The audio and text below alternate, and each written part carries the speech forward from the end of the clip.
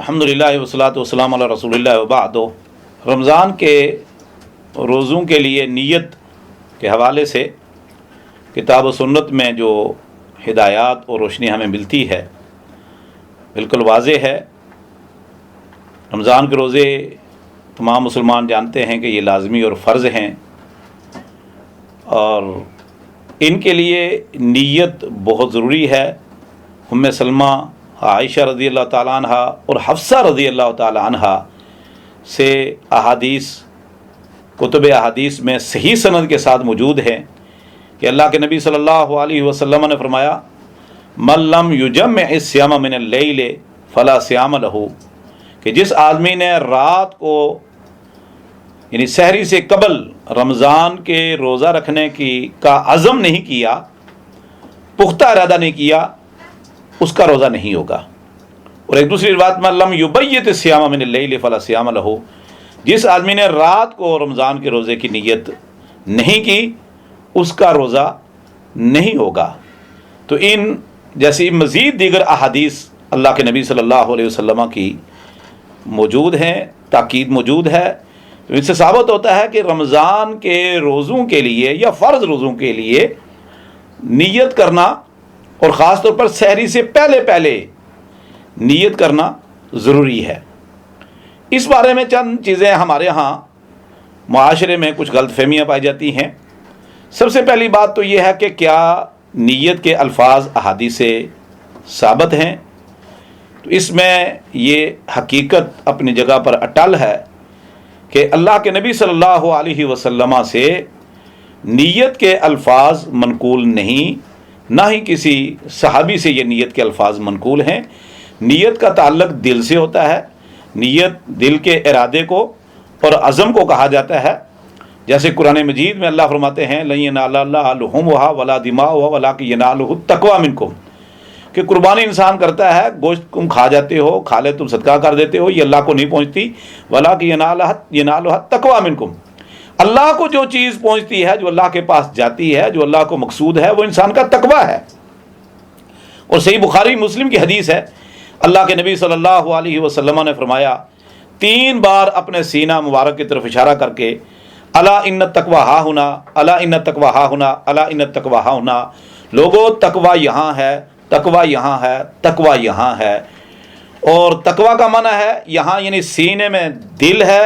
اور دل میں انسان کی نیت، ارادہ اور نیت ہے، یہ اللہ رب العزت کو پہنچتی ہے۔ اور جیسے سورہ مائدہ میں ہے، جیسے آدم علیہ السلام کے 2 بیٹوں کا واقعہ ہے، جس میں انہوں نے کہا کہ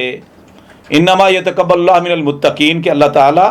متقین کے عمل کو قبول کرتا ہے جن کے دلوں میں تقوی ہوتا ہے۔ تو تقوی نیت کو ہی کہتے ہیں، یہ نیت دل میں ہوتی ہے۔ اور تو ثابت ہوا کہ رمضان کے روزوں کے لیے نیت تو ضروری ہے، وہ دل کا ارادہ، انسان کا عزم ہے، لیکن اس کے لیے الفاظ جو آج کل ہمارے ہاں معاشرے میں منقول ہیں، یہ قطعاً کتاب و سنت سے ثابت نہیں ہیں۔ اور خاص طور پر اس میں یہ لفظ بھی ہے کہ وَبِصَوْمِ غَدٍ نَوَیْتُ، غدین کا معنی ہے کل۔ اگر کوئی شخص سحری کے وقت یہ نیت کرتا ہے تو اس دن کی نیت نہیں ہوگی، یہ اگلے دن کی ہوگی۔ تو جس دن یہ کا آغاز ہو رہا ہے اور روزہ رکھ رہا ہے، تو اس دن کی نیت کون کرے گا؟ یہ تو آنے والے دن کی نیت کر رہا ہے، تو یہ بالکل ہی باطل ہے۔ پھر یہاں ایک تھوڑا سا اشتباہ ہے یا غلط فہمی ہمارے یہاں پائی جاتی ہے، میں اس کی وضاحت کر دیتا ہوں کہ اس حدیث کا یہ معنی کہ جس نے رات کو نیت نہیں کی یا اذان فجر سے پہلے نیت نہیں کی اس کا روزہ نہیں، اس حدیث کا قطعاً یہ معنی نہیں ہے کہ ہر رات رمضان کی تمام راتوں کو 29 یا 30 راتوں کو رات کو ہم نیت کریں، یا سحری کے وقت نیت کریں، یا اذان فجر سے پہلے نیت کریں۔ اس حدیث کا معنی یہ نہیں ہے۔ اس حدیث کا معنی یہ ہے کہ اگر کوئی شخص مریض ہے، مسافر ہے، یا ان لوگوں سے ان کا تعلق ہے جن کو رمضان کے روزوں کی چھوٹ ہے، رخصت ہے، اگر یہ شخص ایسا ہے، مثلاً وہ بیمار ہے، روزے نہیں رکھنا چاہتا، وہ اگلے دن اسے سفر کرنا ہے، تو اب رات کو اس نے کوئی نیت نہیں کی، کوئی ارادہ نہیں کیا کہ اگلے دن میں نے روزہ رکھنا ہے، نہیں رکھنا، اور پھر دن کو وہ نیت کر لیتا ہے کہ چلو ٹھیک ہے میں مسافر تو ہوں لیکن روزہ رکھ لیتا ہوں، یا مجھے ڈاکٹروں نے منع کیا ہے، مریض ہوں لیکن میرے اندر طاقت ہے میں روزہ رکھ لیتا ہوں، تو اس آدمی کا روزہ نہیں ہوگا۔ اس حدیث کا معنی یہ ہے کہ اگر کوئی شخص روزہ رکھنے اور نہ رکھنے کے متعلق ڈاؤٹ میں ہے، شک میں ہے، متذبذب ہے، متردد ہے کہ کل میں روزہ رکھوں یا نہ رکھوں، کیونکہ وہ اہل رخصت میں سے ہے، تو اسے اذان فجر سے پہلے کسی ایک بات کی تعیین کرنی پڑے گی، عزم اور ارادہ کرنا پڑے گا کہ کل میں نے روزہ رکھنا ہے یا نہیں رکھنا۔ اگر اس نے روزہ رکھنا ہے تو اذان فجر سے پہلے اسے نیت کرنی پڑے گی کہ آج اگرچہ میں مریض ہوں، مسافر ہوں، یا مجھے رخصت ہے لیکن میں نے روزہ رکھنا ہے۔ تو یہ حدیث ان کے لیے ہے،